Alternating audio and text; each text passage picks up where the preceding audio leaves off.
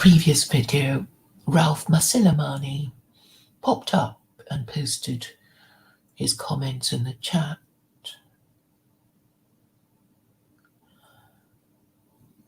Many of my detractors who find my proposal and solution of secular Quranism detestable like to portray me as somebody who hates whites.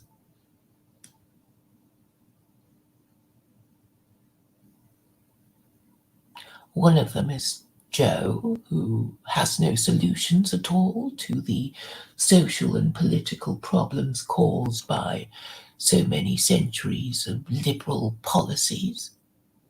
But he doesn't care, as long as he gets to assert a status above mine in that he is white and born in this country, while I'm not.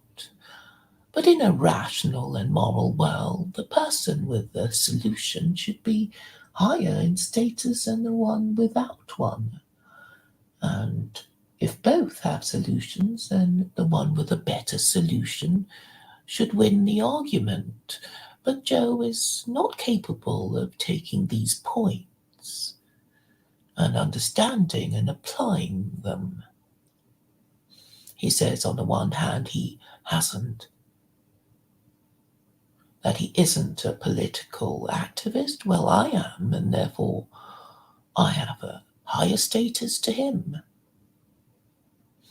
He uses an anonymous name and is terrified of even telling me his marital status, while I use my real name.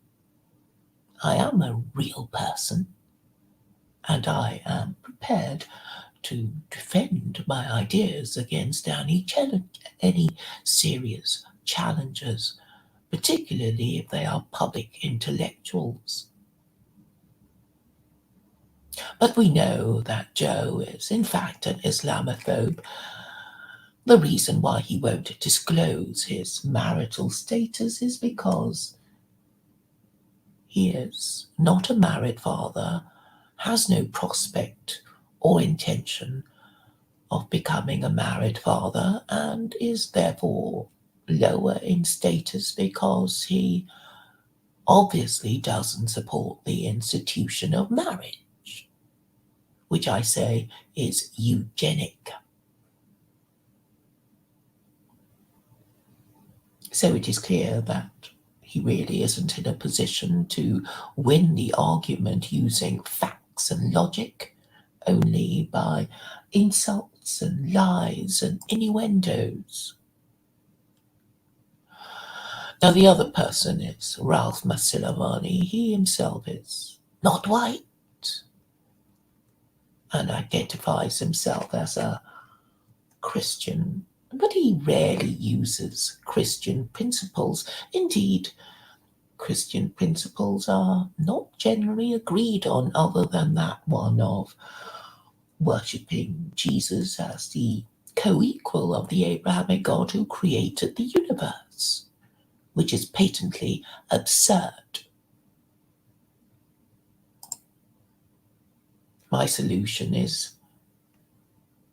based on my diagnosis of the disease, and the disease is that the moral system of the West is no longer functioning, the moral system being Christianity, and it is obviously kaput because conservatism is kaput. The reason why conservatism is kaput is because Christianity is kaput. What is conservatism but social conservatism? And social conservatism means the forbidding and punishment of extramarital sex. And this Ralph refuses to discuss because he doesn't want to risk alienating his subscribers and viewers and supporters who are not themselves married fathers.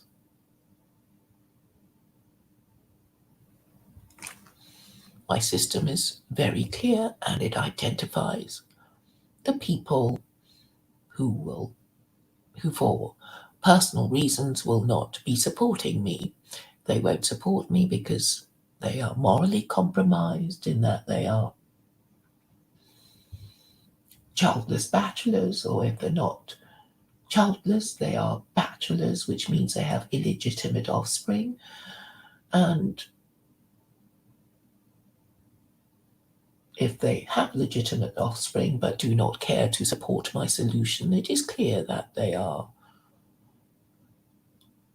frightened of alienating those who are unmarried parents, which is a sign of cowardice, and somebody who is not sticking to his principles or not declaring them is lower in status than somebody prepared to declare her principles and defend them. What is this to do with Western imperialism? I'm saying that imperial collapse is always preceded by moral collapse, and moral collapse can be identified by the percentage of illegitimate offspring in any society. It is undoubtedly high in Western nations, and this is precisely the problem. But Ralph refuses to discuss it and dares to call me anti-white when he is the one who won't tell white people what they really, really, really need to hear, which is that what they think is their religion failed a long time ago and was replaced by liberalism, which is already failing. It is failing even more quickly now.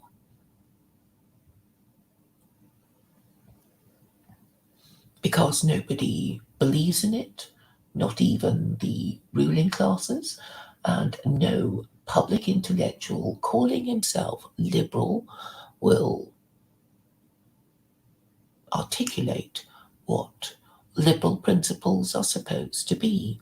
It is therefore a bankrupt ideology and would be better off taken out with the trash. This point was made very clear in the debate between Daniel Hakikatju and Mark Collett,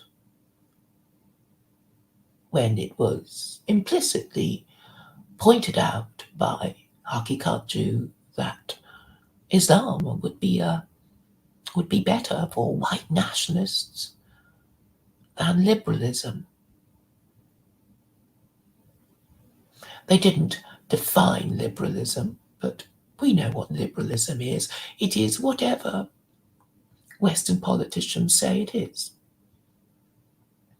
It is just the tacked on pragmatism and error of Western foreign and domestic policy.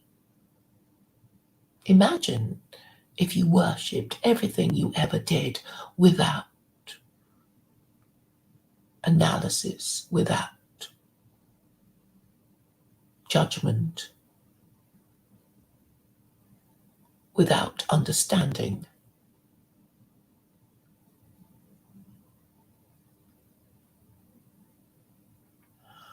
The next thing you said, Ralph, was that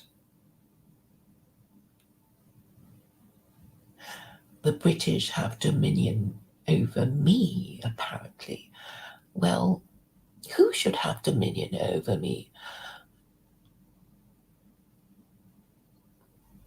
It's not who does have dominion over me. Obviously, the government, with its power to use state intimidation, has the power over many people. We know what has been done to the Canadian protesters against lockdown.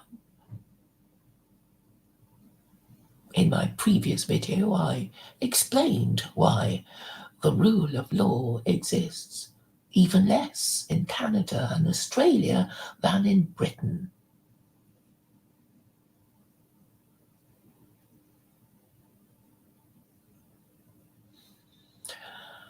So, as to who has dominion over me, obviously it would be the state in the sense of it having the power to intimidate me. But who should have dominion over Britain? And in my previous video, I pointed out that it was obviously America. Who has dominion over America? Some might say the fates, destiny.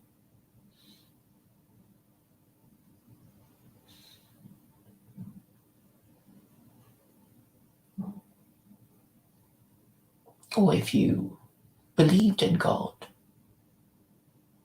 but didn't want to say it or say it too clearly, you would say providence. The Chinese have the ancient concept of the mandate of heaven,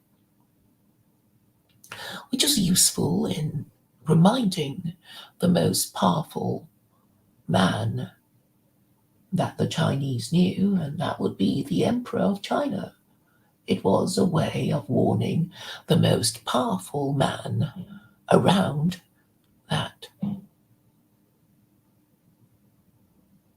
he only governs on sufferance, and what dominion he currently enjoyed could be withdrawn.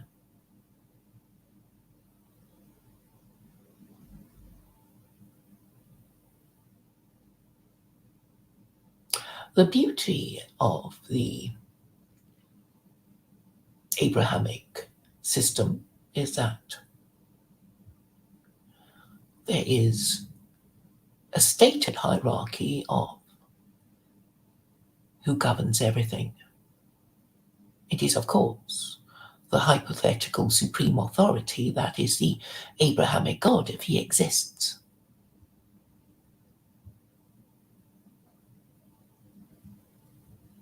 And if we correctly order our intellectual and moral priorities, then we will more easily arrive at a solution to our problems. Now, I say that Christianity is kaput, and Ralph disagrees because he's Christian. But then he would, wouldn't he? He would be disagreeing with me because he's Christian, and he would be pandering to those who prefer to think of themselves as Christian because they are Islamophobes. So that is the most important thing to note about the people who complain about government policy. They would disagree about what the solution is, and I am saying that my solution is best because logical and moral priorities that one ought to base one's solution on. Ralph is incapable of making these arguments because he doesn't really have the intellect to do it. And neither, I'm afraid, do most people who subscribe and view my channels and videos. I hope that in time there will be somebody sufficiently courageous and clear-sighted, capable of discussing these things with me without descending into false accusations and insults and abuse.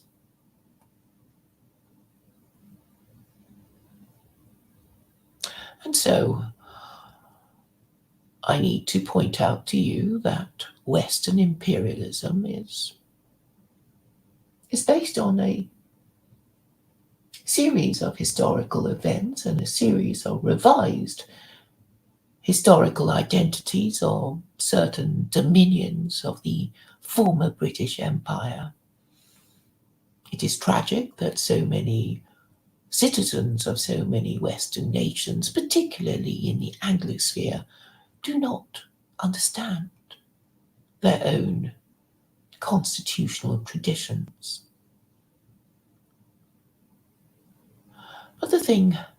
But this state of affairs is rapidly coming to an end. The cry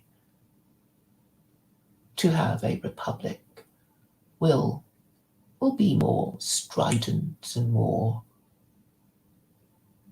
urgent in the times to come.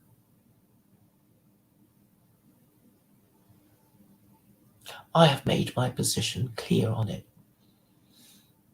Previously, I've been prepared to tolerate the anachronism of the British monarchy, but I see that it has adverse consequences for white people in other parts of the world outside Britain. Why should I care about them?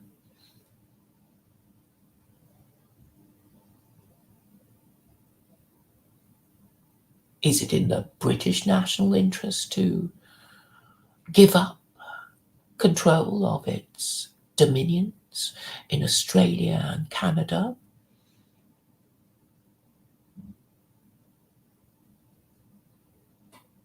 I have a particular view of nationhood, and it is that any group of peoples living in a defined piece of territory would, if they were rational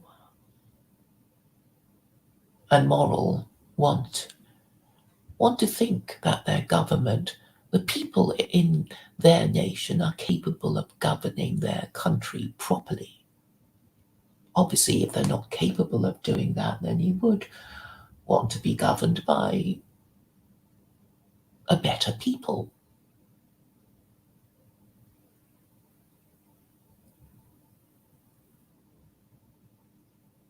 But I regard the way Australia and Canada and New Zealand are being governed as fundamentally dishonest and immoral. Our geopolitical interests really rests on whatever territory we are in and whatever human resource that we already have.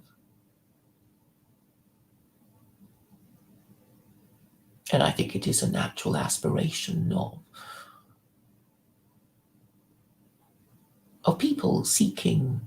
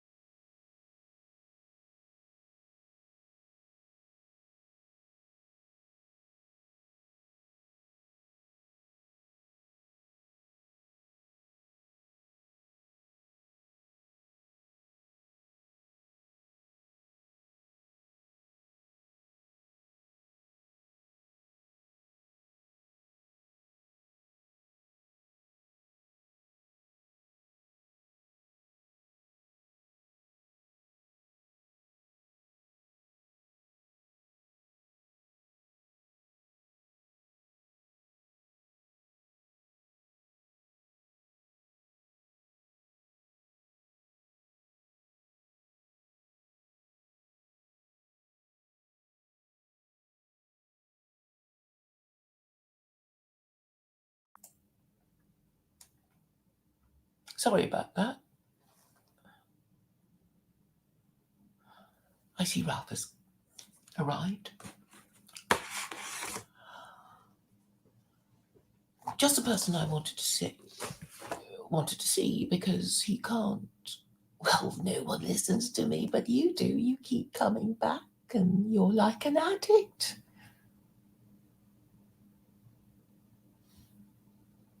It's nice to know that addicts have, well, birds of a feather flock together. Even if no one listens to me, I know that you listen to me, Ralph. So that's a comfort, isn't it? Now let me just get back into the swing of my discourse. You keep repeating that I hate white people. I don't mind, Ralph. You give me that particular distinction. The person who allegedly hates white people, who tells them the truth about themselves that no one else cares enough about to tell them. And perhaps they will never know. They will never know the truth about themselves if it were not for me.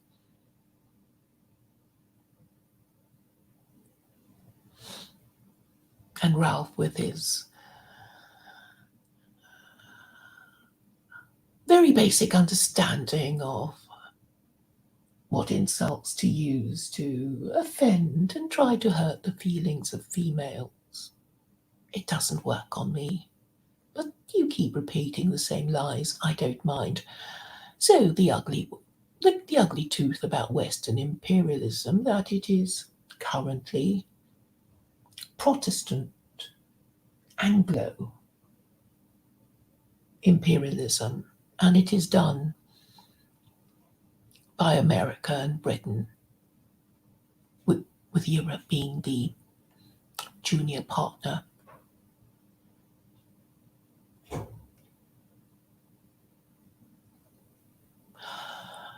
And when the British monarchy comes to an end, it can't be that much longer now,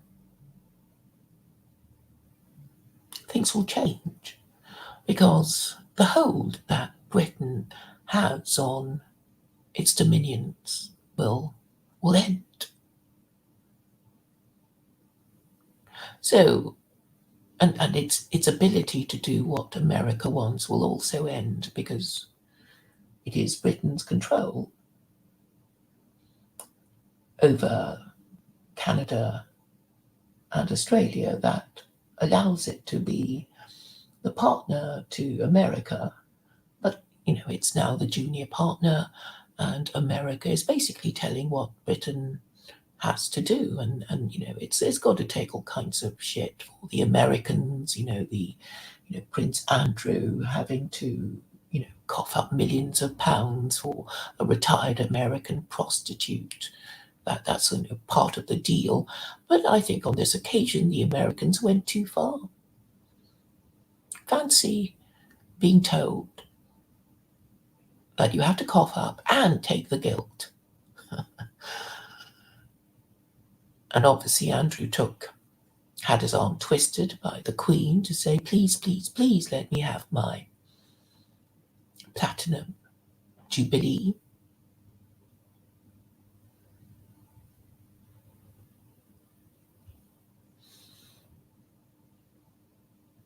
Obviously, what Andrew should have done was, over my dead body, the monarchy is rubbish anyway. There's no point. Who would want to be a British monarch? Certainly not Harry. I doubt if anybody really wants to do it. Who would want a job like that? Not me. Not being able to express your political views, being used as a puppet to serve the geopolitical interests of the American. Imagine just being used to serve another country. And this is what the British monarchy actually does. Its existence allows the British government to submit to American foreign policy demands better than if it weren't a monarchy. So to end the globo homo of American global imperialism, Britain should become a republic so it can say, no, we have no control over the Canadians and the Australians and the New Zealanders anymore. There is no queen for these dominions to say that they share. And therefore, the position of Governor General in Canada in... Do they have a Governor General in New Zealand?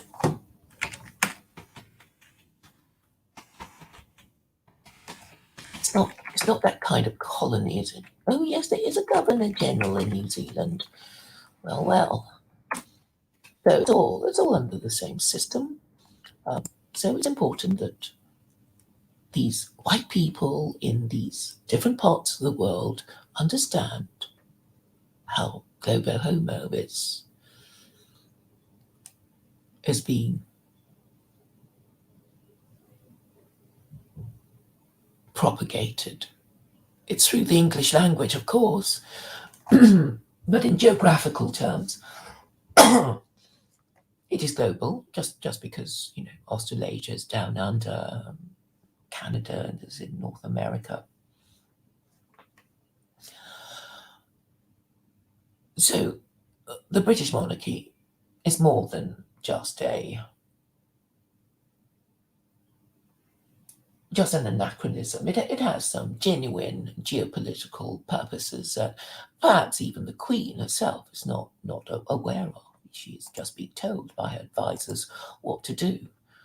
But it doesn't serve British interests because it is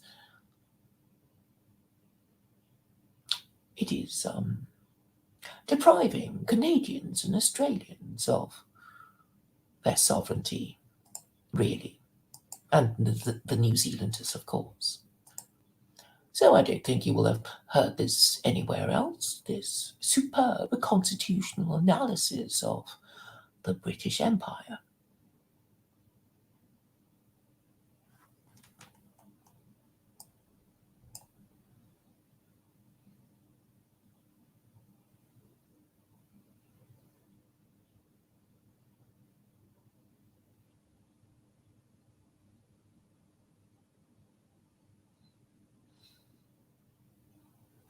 Who is Joe Coburn? Is it the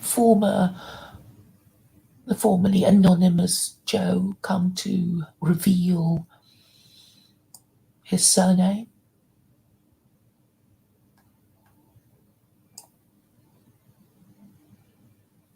Seamus Crawford, what do you know about anything anyway? You're Irish, and well, you're even more under the dominion of globo homo because you were the first. The Irish were the first to have a gay Asian prime minister, right?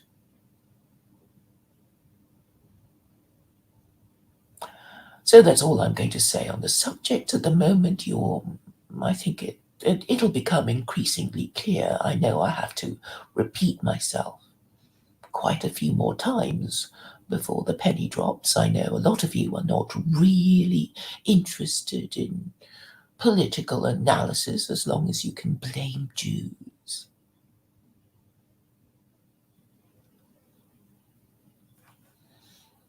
But there will be more on this subject to come, and don't forget to tune in later today for a discussion I'm going to have with an American Christian.